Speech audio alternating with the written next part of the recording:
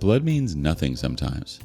Don't ever feel pressured into being in contact with someone who isn't good for your mental health or well-being. Today on rLounge, family are the people that want you in theirs, who accept you for who they are. Up first, blood isn't always thicker than water, and rules aren't always made to be broken. Am I the a-hole for evicting my brother and his family for insulting my husband, causing them to be homeless? I, 34 male, grew up in a very conservative household. My parents and my older brother, Max, 38 male, all hold extreme, bigoted views. I'm gay, so that was hard on me growing up. In my 20s, my grandpa died and left me a large chunk of inheritance. It was enough to put a down payment on a house in another country. I decided I no longer wanted to be associated with my family, so I came out to them right before I moved away. They reacted horribly, saying I was going to rot in hell and that I was dead to them. Fine with me. I moved, and we haven't spoken in years. Since I moved, I landed a great job and met the love of my life, my husband, Jonah, 35 male. However, this is where the problem arises. A month ago, I got a message from Max. He apologized for what he'd said when I came out and said he wanted to reconnect. But he then told me that he had lost his job and his family, his wife Danny and their 2 kids, was about to be evicted. So he asked if they would be able to stay with me for a few months until they got back on their feet. He also said that he would have asked to stay at my parents' place, but they recently moved to an assisted living facility. My first instinct was to say no. But when I told Jonah, he said we should give them a chance because Max could have changed and he doesn't want the kids to be homeless. I finally agreed and messaged Max that I would help him on a few conditions. Under no circumstances is he allowed to bring up politics or mention his political opinions. Under no circumstances is he allowed to disrespect me, my husband, or our home.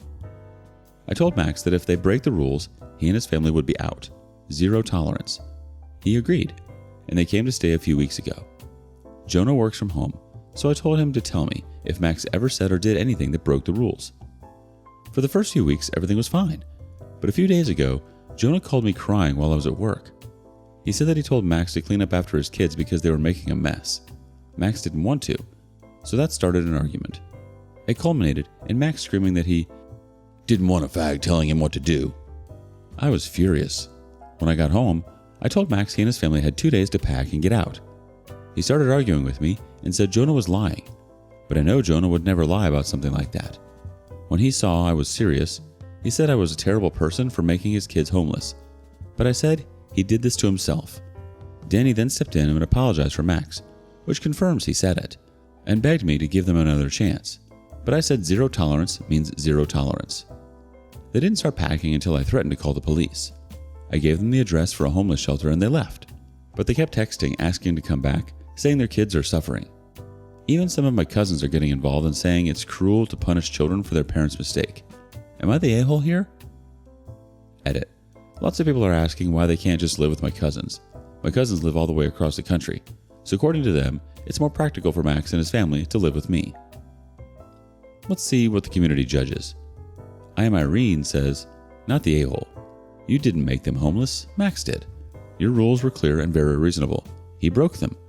You did not have to set yourself on fire to keep others warm. Another judgment from Witch Translator 548. Exactly not the a-hole. And it seems Max really can't help himself in any respect. Any family criticizing your decision should be thanked in the next breath for offering to take them in. We have another judgment from Midnight Rambler 28. Not the a-hole. You made yourself very clear about their behavior. It seems like your brother is still the same bigot he was. To all the cousins telling you you were cruel, ask them to keep your brother and have his kids. A Beer and a Book has one more thought. Not the a-hole. They only reconnected out of convenience and with a handout.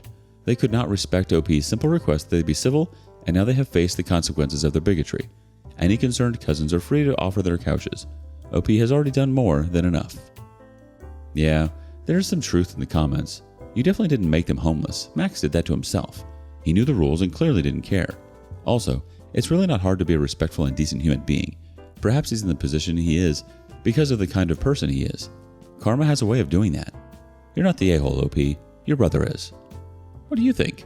Would you have let your brother and his family stay with you? Next up, weddings bring out the worst in people, especially family. Would I be the a-hole if I skipped my sister's wedding? Throwaway count and fake names. I, 23 male, am one of 7 kids. There's Lydia, 31 female, Josh, 28 male, Leo, 25 male, me, then Aaron, 25 female, Nadia, 18 female, and the surprise child Lexi, 4 female. With that many siblings, it's easy to get lost in the crowd. Some of us have our positions, so to speak. Lydia is the oldest, Lexi's the baby, I have a kid, yes, that's my descriptor, OP, gave us a grandchild. Erin is the golden child. She was the last planned child, the one supposed to tie up our family. She was born premature, so I understand that my parents coddle her to an extent, but it's more than that now. Erin's getting married and recently told us that she's brought the date forward due to a cancellation. No big deal, it just means they're getting married sooner. But the new date lands on the date of Nadia's high school graduation. Erin was sympathetic, but said she's already committed to the date. They've printed the invitations. My parents normally go overboard on our high school grads, but they said that they just have to miss Nadia's. We were all sympathetic, but it wasn't intentional. Or so I thought. But Nadia later told me and Leo that she was there when Erin got the call about the cancellation and told Erin that she was graduating that day. But Erin just laughed and accepted the date anyway. This, as much as I hate to admit, sounds like a very Erin thing to do. She booked her engagement party for the night of Nadia's 18th birthday. Luckily, she wasn't celebrating until the weekend. She announced her engagement at my oldest sister's wedding anniversary. Everything is about her.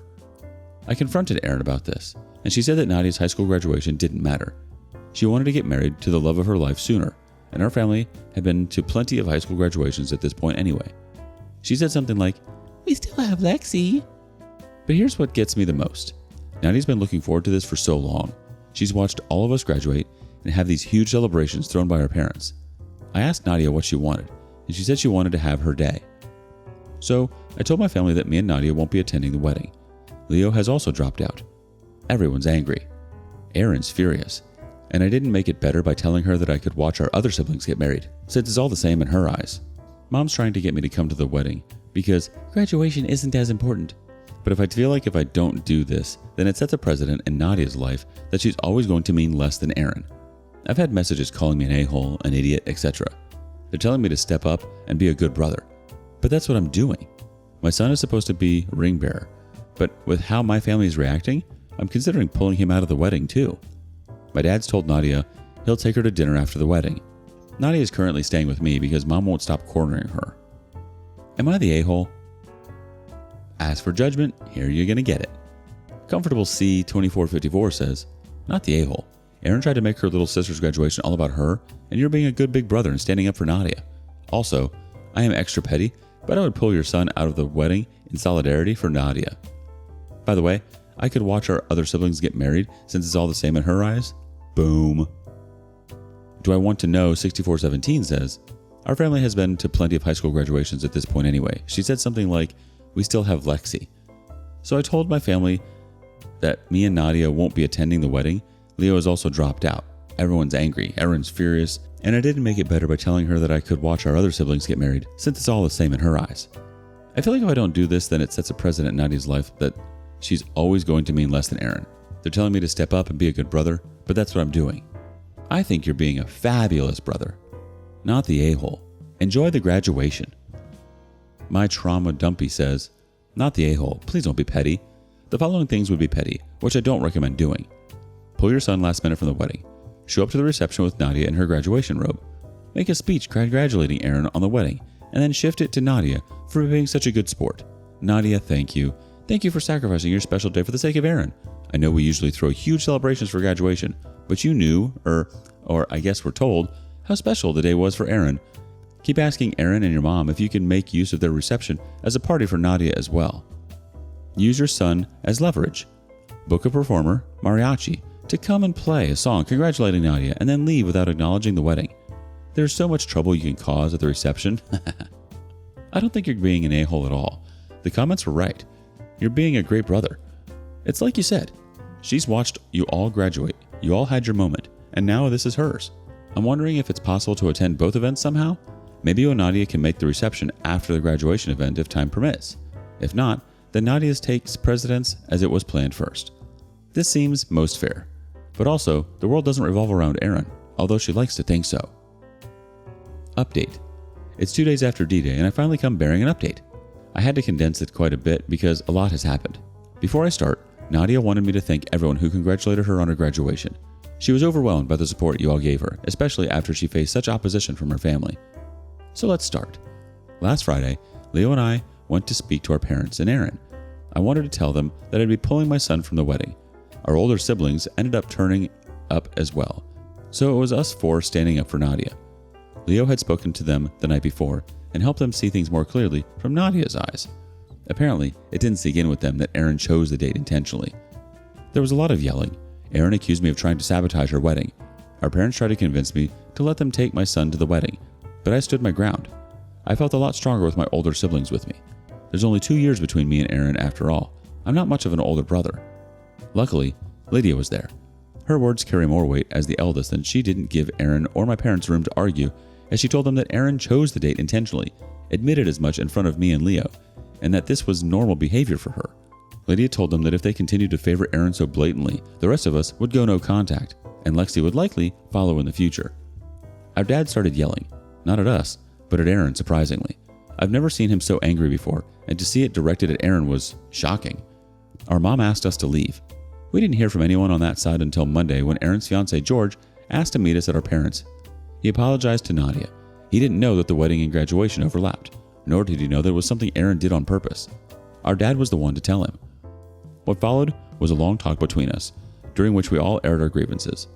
I told our parents that we all felt that they valued Aaron more, that none of us mattered to them compared to her. Her artwork always went up on the fridge, ours always went in the drawer.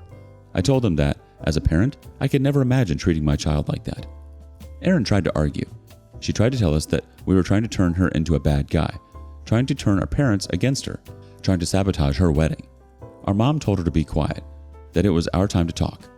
George stepped in to tell us that he didn't expect us to attend the wedding, but we were welcome to attend the reception. He went so far to say that he wished he could have canceled the wedding altogether, but it only cost him more money that he'd spent by bringing it forward. Mom's willingness to hear us out lasted less than 24 hours. By Tuesday, she was begging us to reconsider. Apparently, our feelings meant nothing in the face of Aaron's dire stress and the fact that people would be questioning our absence on the big day. I haven't spoken to my mom since, but I did ask my dad to bring me some of Nadia's things because she's going to be staying with me full time. We have officially gone no contact with our mother. Dad took Nadia out for an early graduation celebration on Wednesday. They had a daddy-daughter date that I think she really needed. He apologized for a lot of things and told her he wanted to do the same with the rest of us, but Wednesday was about her. I'm happy she got that one-on-one time with him. She was happy coming home to me. In our sibling group chat, she said that she really thinks Dad is going to try to mend bridges with us, even if Mom won't. Dad also turned up early yesterday morning, I'm talking 6:30 a.m., to give Nadia flowers. He told her that he was proud of her. George even called while he was getting ready for his big day to congratulate Nadia, which I really appreciated. We didn't hear from Mom or Aaron. Our paternal grandma ended up coming to the graduation with us. It was a great day. Like a really great day.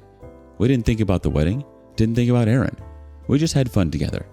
My son got to wear his aunt's cap and gown and nearly drowned in the fabric. Our grandma tried on the cap too.